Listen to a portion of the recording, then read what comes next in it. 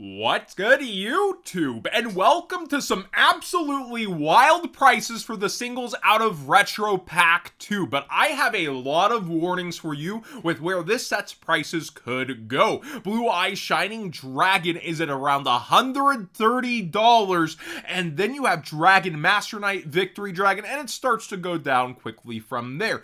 But I've seen this wiped off of shelves in many areas, and it seems extremely popular. So much so that it's moving other stuff on the market. But I do think there's a couple of Achilles heels for this set and where it currently stands. First off, quality control. There's black ink errors, white ink errors. Cards look like they're stapled out of the pack sometimes. I posted one of those on Twitter. Quality control is really terrible. And at least here, the first listing actually has a seller going, okay, here's the card you're getting. And foil bleed was crazy in this set too. But why I think that could be really bad for the listings, even if you put them out as near mint, especially without pictures, is the Blue Eyes Ultimate Rare out of OTS Pack 28. This was selling for $250+. Some even went to $300 early, but every single one looked like it had a damaged corner or something wrong. I've seen a couple of fresh ones, but most of them had damage. And here you'll see light played all the way through the first page. It doesn't end on the second page, and we have to get to the third page and then trust that these sellers have a definition of near mint that doesn't include a damaged corner, and the rest of the card looks pretty good. This is why this Blue Eyes fell out so bad, besides Blue Eyes also leaving the meta a bit. But this should have been way bigger, and its quality control that definitely led to a bit of its downfall. And when you click on this, you see mod play, light play, and these are likely pack fresh. These are brand new cards. And then you start to see near mint listings line up as it's coming down from the early prices where it was. But there are sales based around this. The other point I want to bring up is they brag about this in the selection of their wording. Last year we dusted off the release of Retro Pack, the booster set that was never released in North America. We were astonished at the reaction and had to go back and print more to fill demand. I've brought up multiple times on the channel that they went back and printed Retro Pack and then confirmed it themselves. This appeared on my shelves, Retro Pack 1, 5 different times after being wiped out, and they could very well do the same with the demand for Retro Pack 2, and I actually think that's a good thing when a set's in demand. Now, when you do it too much, it can cause a crash. However, Retro Pack 1 is now off of shelves and been wiped out, and people are starting to buy out the singles with the hype from Retro Pack 2. It's an old lesson on an old set that when another thing comes out and hypes up the earlier thing, it's the earlier thing that can benefit the most.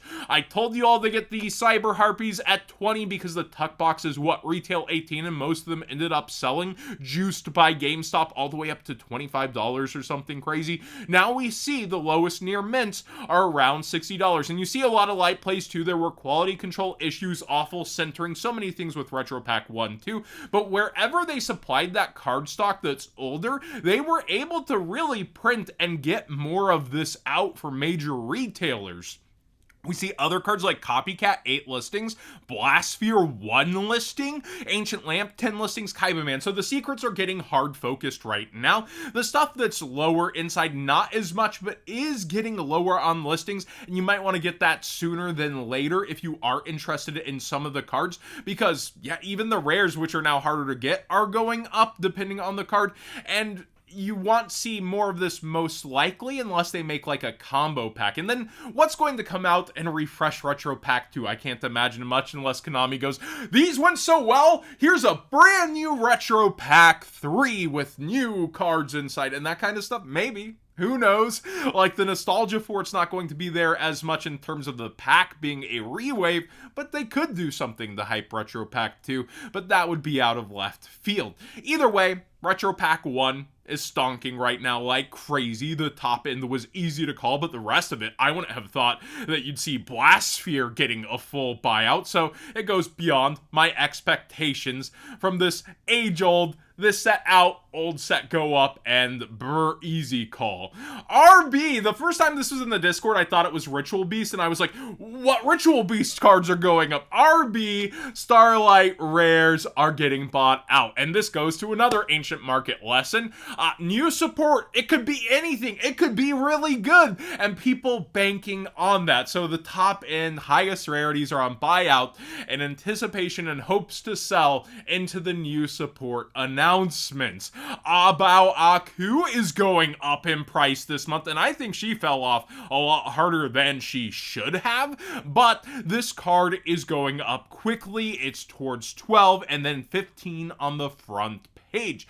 Now, into hype deflating, Songs of the Dominators, despite the Dominus cards being easier access but still very hard to get, it has fallen off of its buyouts big time, and it was a double down buyout into this. You can see here, these are now under $20 available, and I think this is around where it got bought out the first time. Like, yeah, it was sitting at 18 with hype and anticipation and then really spiked. It's right back to where it was.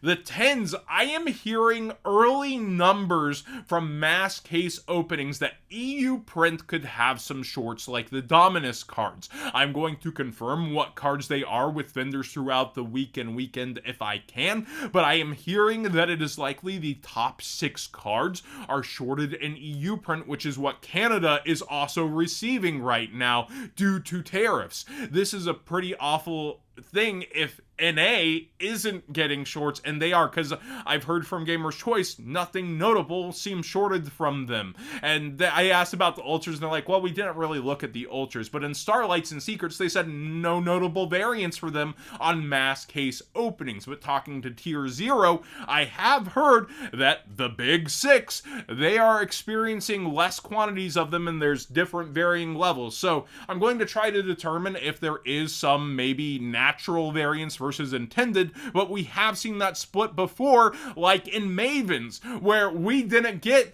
Ashizu's cards shorted, but they did. We've seen that game before. So, no Squid Game memes here, but seriously, we've seen it. We've lived it. We've been through it, and it very well could be that way with the 10s. Let me know your EU print experiences below, but yeah, I'm hearing not that great things.